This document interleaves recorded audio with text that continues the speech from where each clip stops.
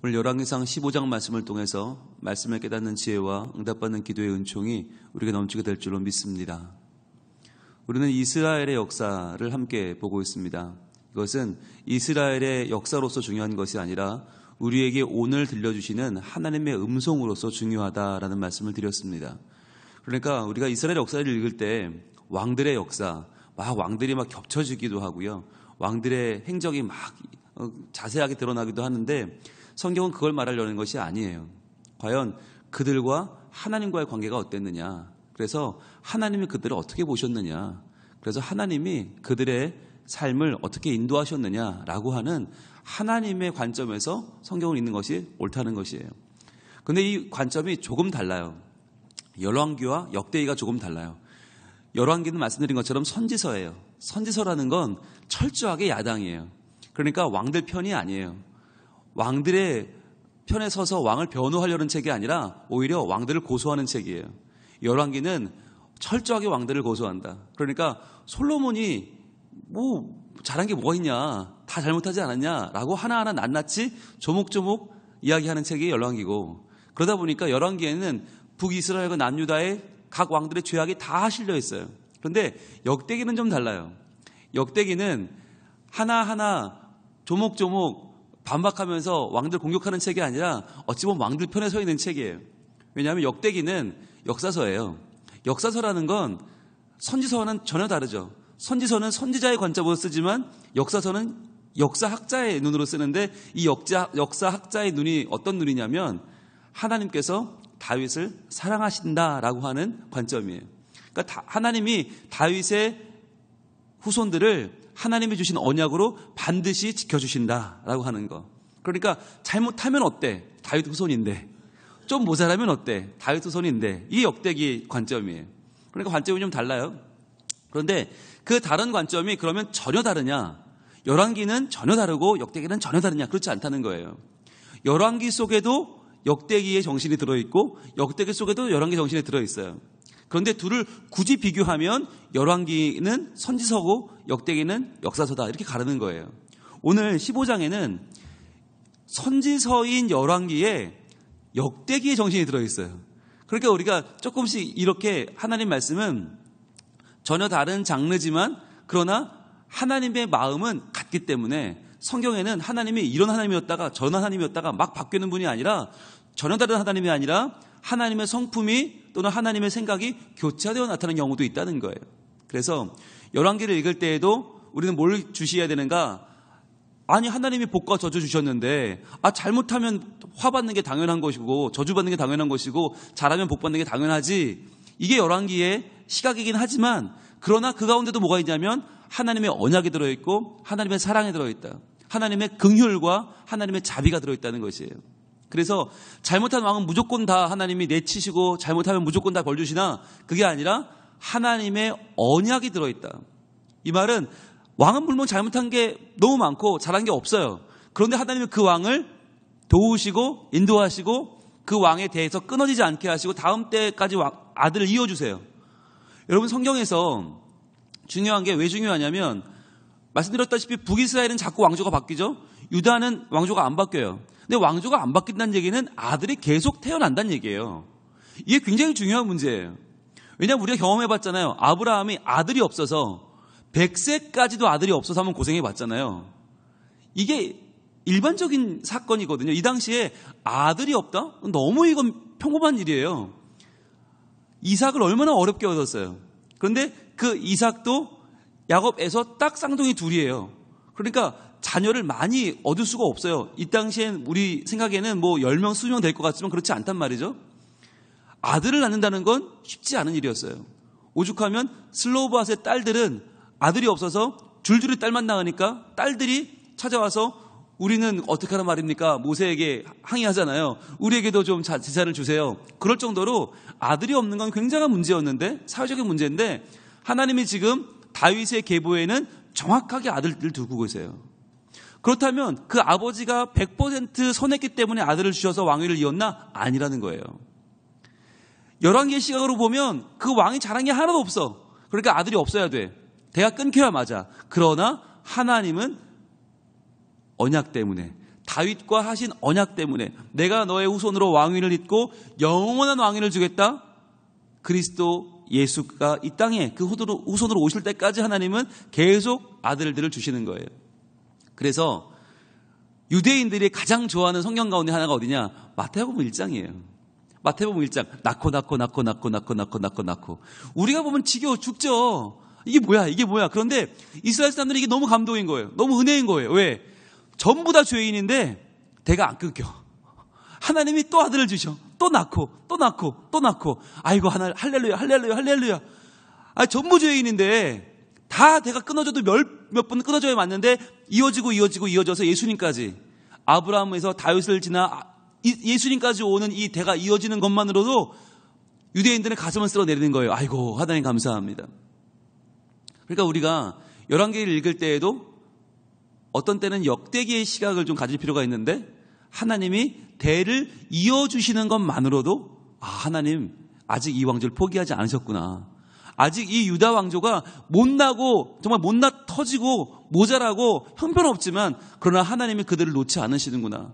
여러분, 이게 굉장한 은혜예요.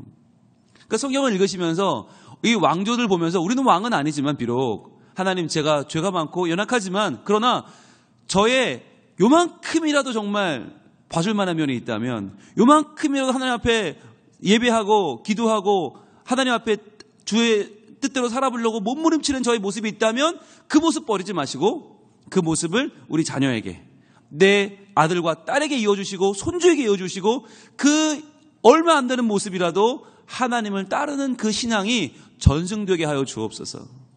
나의 이 못난 모습이라도 그러나 이 작은 모습 하나님을 붙잡으려는 이 믿음이 우리 교회를 통하여 우리의 지역을 통하여 우리의 다음 세대에게 전달되어지는 그런 믿음의 행보를 저희가 할 수 있게 하옵소서. 그런 기도를 할 수 있어야 되는 거예요. 그런 시각으로 오늘 보겠습니다. 1절 느밧의 아들 여로보암 왕 18째 해에 아비암이 유다 왕이 되고 여로보암 왕은 북쪽 이스라엘 왕이죠. 그러니까 지금 북쪽 이스라엘 여로보암이 왕이 된 18째 해에 남유다에는 르호보암 왕이 죽은 거예요. 르호보암이 죽고 그 아들 아비암이 왕이 되었다. 그러니까 북이스라엘과 남유다의 왕들이 딱딱 맞아 떨어지지 않아요. 왜냐하면 사는 게 다르니까, 수명이 다르니까. 북쪽의 여로보암은 오래 왕위에 있었는데 아비암은 잠깐 있다가 사라져요. 이렇게 남북이 안 맞는 게 당연하겠죠. 안 맞아요. 그러니까 남쪽 왕을 소개할 때는 항상 북쪽 왕이 누구였는데 이렇게 시작을 하고요. 북쪽 왕의 새로 왕이 바뀌면 소개할 때 남쪽 왕이 누구였는데 이렇게 소개하는 거예요. 이게 엇갈리니까. 자, 아비암이 유다 왕이 되는데 르호보암이 죽고 그 아들 아비암이 왕이 됐는데 2절 예루살렘에서 3년 동안 다스리니라. 3년 다스렸어요. 그러니까 아비암은 별로 한 게 없어요. 3년 다스렸는데 3년 동안 뭘 했다는 행적이 없어요. 그의 어머니의 이름은 마아가요. 아비살롬의 딸이더라. 자랑할 건 엄마밖에 없어. 엄마 혈통이 좋아요. 3절 아비암이 그의 아버지가 이미 행한 모든 죄를 행하고 자, 그의 아버지 르호보암이죠. 르호보암이 얼마나 잘못했으면 나라가 갈라졌겠어요. 솔로몬이 행한 죄를 그대로 르호보암이 범했고 르호보암이 범한 죄를 그대로 지금 아비암도 행하고 있다. 그러니까 유다 왕들이 똑똑하고 잘나고 괜찮아서 하나님이 편들어 주신 게 아니다 라고 열왕기는 정확하게 밝히는 거죠. 르호보암의 죄를 아비암이 똑같이 다 했는데 그의 마음이 그의 조상 다윗의 마음과 같지 아니하여 그의 하나님 여호와 앞에 온전하지 못하였으나 자, 다윗의 길을 따르지 않았다는 거죠. 하나님의 기준은 오직 하나예요. 다윗 같은 내 마음에 합한 자. 그러니까 다윗이 어떤 사람이냐? 그나마 하나님이 보실 때 하나님을 전적으로 따르려고 몸부림쳤던 자예요. 그런데 죄를 지었잖아요. 그죠? 그런데 하나님은 죄를 지은 게 중요한 게 아니라 그 사람의 자세를 보시는 거예요. 태도를 보시는 거예요. 여러분, 죄를 따지면 다 죄인이죠. 그런데 그 죄를 지었을 때 하나님이 그 죄를 지적했을 때 과연 어떻게 나왔는가? 이게 중요한데 나단이 다윗의 죄를 지적했을 때 다윗은 바로 회개하고 바로 통회하고 자복하고 하나님 앞에 죄를 인정합니다. 그 모습을 하나님은 귀하게 보시는 거예요. 그거 하나예요. 다른 거 없어요. 그런데 그 다윗의 길을 걷지 않았다는 거죠. 그런데 4절입니다. 그런데도 불구하고 하나님은 어떻게 하세요? 3절에 이렇게 끝나죠. 온전하지 못하였으나 이렇게 끝나요. 그의 하나님 여호와 앞에 온전하지 못하였으나 4절 그러나 그의 하나님 여호와께서 여기서 한번 노란색을 드시고 어디다 칠까요? 그의 하나님 여호와께서 여기 한번 쳐보세요. 3절 마지막에도 있죠. 그의 하나님 여호와 앞에 온전하지 못하였으나. 여러분 우리 사람 같으면 어때요?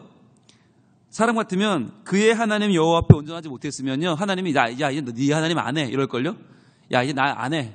네 하나님 안 해. 너 나한테 별로 너 하는 일을 보니까 별로야. 너 안 해. 그럴 텐데 하나님은 그러지 않고 그러나 4절에 또 한 번 그의 하나님 여호와께서죠.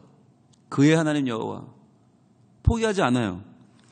다윗을 위하여 아비암은 온통 잘못한 것밖에 없어요. 3년 왕이 있으면서 똑같이 아비의 죄를 범했는데 그러나 아비암을 위하여가 아니라 다윗을 위하여. 하나님은 한 번 하신 언약을 변치 않으신다. 다윗과의 약속을 위하여 어떻게 하세요?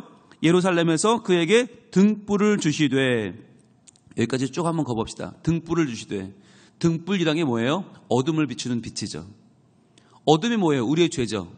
우리의 죄는 어둠으로 끝나버려야 맞아요. 그런데 하나님은 그 어둠이 아니라 등불을 주시되 그의 아들을 세워 뒤를 잇게 하사 예루살렘을 견고하게 하셨으니.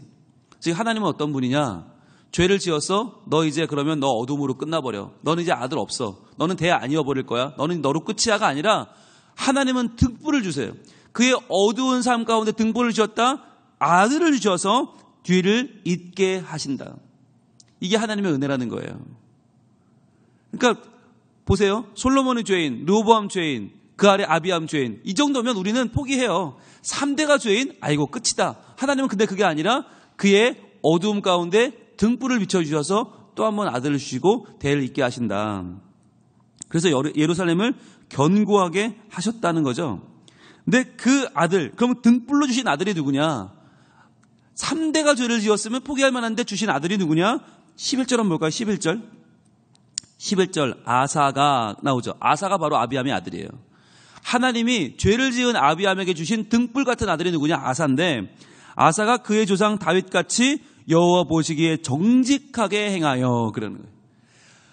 우리 생각에는 3대가 죄인이면 포기해야 돼. 그러나 그 다음 때에 하나님은 등불을 예비하셨다. 그는 누구냐? 여호와 보시기에 정직하게 행하여 어떻게 했어요? 12절 남색하는 자를 그 땅에서 쫓아내고 그의 조상들이 지은 모든 우상을 없애고 또 그의 어머니 마아가가 혐오스러운 아세라상을 만들었으므로 태우의 위를 폐하고 그 우상을 찍어 기드론 시내가에 불살랐으나 다만 산당은 없애지 아니하니라. 그러나 아사의 마음이 일평생 여호와 앞에 온전하였으며 그가 그의 아버지가 성별한 것과 자기가 성별한 것을 여호와의 성전에 받들어 드렸으니 곧 은과 금과 그릇들이더라. 이게 하나님의 은혜라는 거예요. 분명히 그 아버지는 3년 동안 죄만 짓다가 죽었는데 그 할아버지 르호보암도 죄인이었는데 그 위에 솔로몬도 볼 게 없었는데 그런데 하나님은 등불 같은 아들을 예비하셨다. 그래서 그 등불이 어둠을 밝히는 빛이 되어서 아사가 빛이 나요. 빛이 나는 하나님 보시기에 정직하게 행하는 아들을 주셨다는 거예요. 놀라운 일이에요. 이게 세상 사람의 역사관으로는 이게 해석이 안 돼요. 왜? 대대로 죄인인데 부모의 죄만 보고 자란 아들이 어떻게 하나님 앞에 선하게 살아요? 이건 불가능한 일이에요. 환경론자들이 말하는 걸로는 불가능해요. 그러나 뭔 가능하냐? 하나님의 말씀으로는 가능하다는 거예요. 하나님 말씀으로는 가능하다. 왜? 하나님이 다윗을 위하여 등불 같은 아들을 주시기 때문에. 저는 이 꿈을 우리 모두 꿀 수 있기를 원합니다. 꼭 우리 같은 자녀를, 꼭 우리만한 자녀를 우리는 낳을 수밖에 없는 게 아니란 말이에요. 우리는 부족한데, 우리는 죄인인데 하나님은 어둠 같은 우리 가운데 등불을 비춰주신다. 그래서 아비암 같은 왕 밑에 아사 같은 아들이 태어난다니까요. 아비암은 온통 죄를 지어서 3년 동안 한 게 없는데 아사는 이렇게 많은 일들을, 정말 어머니가 우상 섬기니까 어머니를 패해버려요. 태우를 패해버려. 이게 보통 용기예요? 그러나 그렇게 해서라도 내 가정을 단돌이 해서라도 하나님을 향한 신앙을 지키려고 몸부림쳤던 왕이 아사라는 거예요. 이런 등불 같은 아들, 등불 같은 자녀를 하나님이 우리 가정마다 주시기를 소원합니다. 우리 교회의 다음 세대들이 등불같이 비추기를 원해요. 여러분, 요즘 우리 어른들을 보세요. 양쪽으로 갈라져서 허구한 날 서로 싸우고요. 서로 네가 잘났네 내가 잘났네 그러고요. 요즘 만나면 얘기를 못 하잖아요. 얘기하면 혹시 저 사람이 나랑 생각이 다르면 어떡하지? 저 사람이 나랑 지금 견해가 다르면 어떡하지? 계속 충돌하고 부딪히고, 물론 둘이 대등한 건 아닌 것 같아요. 한 8대2, 9대1 정도 되는데 그래도 한쪽이 너무 강하니까, 너무 거치니까 이게 상대가 안 되는 건 아니고 상대하기 싫은 거겠죠. 그런데 그렇게 어른들의 모습이 아이들에게 별로 좋지 않아요. 어른들끼리 교과서를 채택을 하네 마네 하면서 애들은 그럼 난 학교를 그만두겠네, 전학을 가겠네, 그럼 가든지 말든지. 아니, 어른들이 이러면 안 되는 거 아니에요? 아이들이 교과서 그거 마음대로 하지 말라고 학교 입학한 아이들이 지금 고등학교 들어가자마자 학교를 옮기되 만에 갈등하고 있는데 어른들은 그거 신경 안 써요. 그냥 자기 생각대로 고집하는 거예요. 이런 좀 혼란의 시대 가운데 우리가 살아가고 있는데, 가치관이 누가 맞고 틀린 걸 떠나서 계속 부딪히고 살아요. 아이들이 볼 때는 어른들이 왜 이래 그럴 거예요. 그런데 중요한 건, 그러면 어른들이 이러면 아이들은 우리보다 못하게 끝나고 마는가? 아니라는 거예요. 하나님의 은혜는 우리에게 등불 같은 어둠을 비추는 빛의 자녀들을 우리에게 허락해 주신다는 거예요. 기대하시고, 여러분, 우리가 그 자녀를 위해 기도할 수 있길 원합니다. 우리가 볼 때는 어려 보이잖아요. 우리가 볼 때는 아이고 저게 뭐가 되겠나? 아니요. 저 아이들이 우리보다 더 나아서 이 어둠의 시대를 비추는 밝은 빛이 될 것이다. 등불 같은 아들을, 등불 같은 딸을 하나님 주신다 약속하십니다. 그 아들들을 위해, 그 딸들을 위해 기도합시다. 여러분, 내일은 우리 다음 세대를 위한 특별 새벽 기도입니다. 내일은 여러분 우리 자녀를 다 데리고 나오시는 날입니다. 왜냐하면 그들이 우리 등불이기 때문입니다. 그들이 우리 등불이에요. 이 시대는 촛불이 살리는 게 아니고 횃불이 살리는 게 아니고, 이 시대는 등불 같은 우리 다음 세대들이 살립니다. 그들에게 하나님의 은혜가 임하고 하나님의 말씀이 역사하시고 그들 가운데 하나님의 축복이 임할 줄로 믿고 내일 같이 나오십시오. 그래서 같이 말씀 나누고 같이 기도하고, 그 아이들 가운데 하나님의 은혜와 은총이 강물처럼 넘쳐나는, 그래서 우리 성민의 다음 세대들, 믿음의 다음 세대가 하나님을 예배하는 예배자로 일어나고 하나님의 말씀을 붙잡고 기도하는 아름다운 기도자로 일어나는 꿈들을 우리 함께 꿀 수 있기를 소원합니다. 기도하겠습니다. 하나님 감사합니다.